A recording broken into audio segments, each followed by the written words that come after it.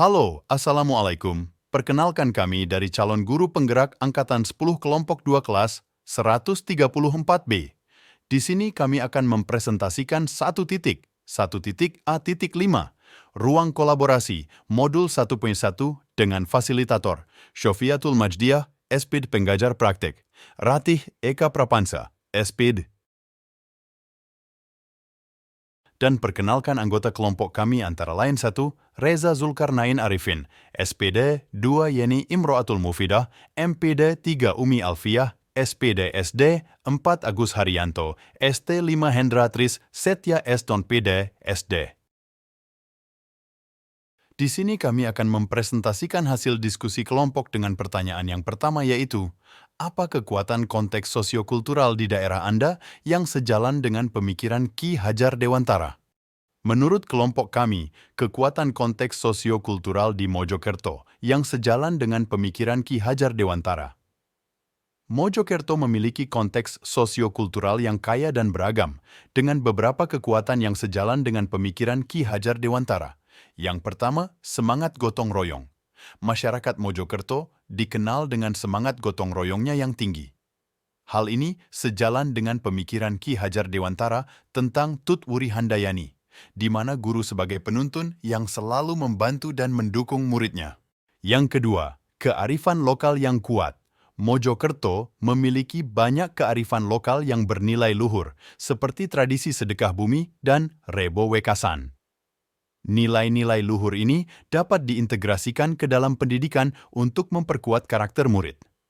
Yang ketiga, budaya religius. Masyarakat Mojokerto mayoritas beragama Islam dan memiliki budaya religius yang kuat.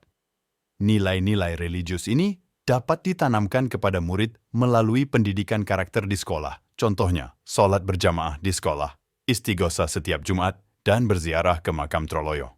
Pertanyaan yang kedua, bagaimana pemikiran KHD dapat dikontekstualkan sesuaikan dengan nilai-nilai luhur kearifan budaya daerah asal yang relevan menjadi penguatan karakter murid sebagai individu sekaligus sebagai anggota masyarakat pada konteks lokal sosial budaya di daerah Anda? Kontekstualisasi pemikiran KHD dengan kearifan lokal di Mojokerto.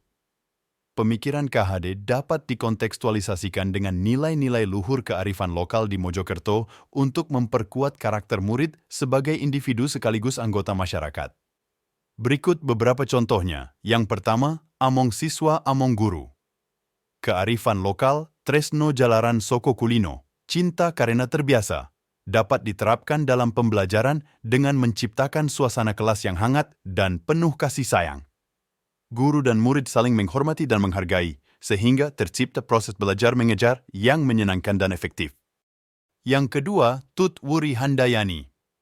Tradisi nyekar saat akan memasuki bulan Ramadan, di mana masyarakat bergotong royong membersihkan makam leluhur, dapat diintegrasikan dengan pembelajaran dengan mengajak murid untuk belajar tentang nilai-nilai gotong royong dan kepedulian terhadap lingkungan.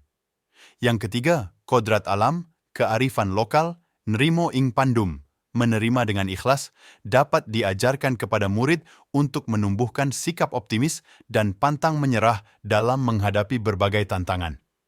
Murid diajarkan untuk menerima kekurangan dan kelebihan diri mereka, serta berusaha untuk menjadi pribadi yang lebih baik. Pertanyaan yang ketiga, sepakati satu kekuatan pemikiran KHD yang menebalkan laku murid di kelas atau sekolah Anda sesuai dengan konteks lokal sosial budaya di daerah Anda yang dapat diterapkan. Menurut kelompok kami, kekuatan pemikiran KHD yang mentebalkan laku murid di Mojokerto, Tut Wuri Handayani. Berdasarkan konteks lokal sosial budaya di Mojokerto, salah satu kekuatan pemikiran KHD yang menebalkan laku murid di kelas atau sekolah adalah Tut Wuri Handayani. Nilai ini sejalan dengan kearifan lokal Jawa Timur yang menekankan pentingnya gotong royong, kebersamaan, dan saling membantu. Penerapan Tut Wuri Handayani di Mojokerto. Yang pertama, guru sebagai fasilitator. Guru tidak hanya sebagai pengajar, tetapi juga sebagai fasilitator yang membantu murid belajar dan berkembang. Guru memberikan dorongan dan arahan kepada murid agar mereka dapat mencapai potensi terbaiknya. Yang kedua, pembelajaran yang berpusat pada murid. Pembelajaran dirancang untuk memenuhi kebutuhan dan minat murid. Murid didorong untuk aktif dan kreatif dalam proses belajar mengajar. Yang ketiga, penilaian yang holistik. Penilaian tidak hanya didasarkan pada hasil tes, tetapi juga pada sikap dan perilaku murid. Murid didorong untuk mengembangkan karakter yang baik dan menjadi anggota masyarakat yang bertanggung jawab. Nah, di sini kami memberikan contoh penerapan Tut Wuri Handayani di kelas. Satu guru membagi murid menjadi kelompok-kelompok kecil untuk menyelesaikan tugas bersama. Dua guru memberikan kesempatan kepada murid untuk mengajar dan belajar dari satu sama lain. Tiga guru memberikan umpan balik yang positif dan konstruktif kepada murid. Selanjutnya, manfaat penerapan Tut Wuri Handayani. 1. Meningkatkan motivasi dan hasil belajar murid. 2. Mengembangkan karakter dan soft skills murid. 3. Memperkuat rasa gotong royong dan kebersamaan di antara murid. Yang terakhir 4. Mempersiapkan murid untuk menjadi individu yang mandiri dan berprestasi. Terima kasih dan mohon maaf apabila kekurangan demikian. Presentasi dari kelompok kami monggo Suhu di sini yang ingin menanggapi dan bertanya. Kami persilahkan.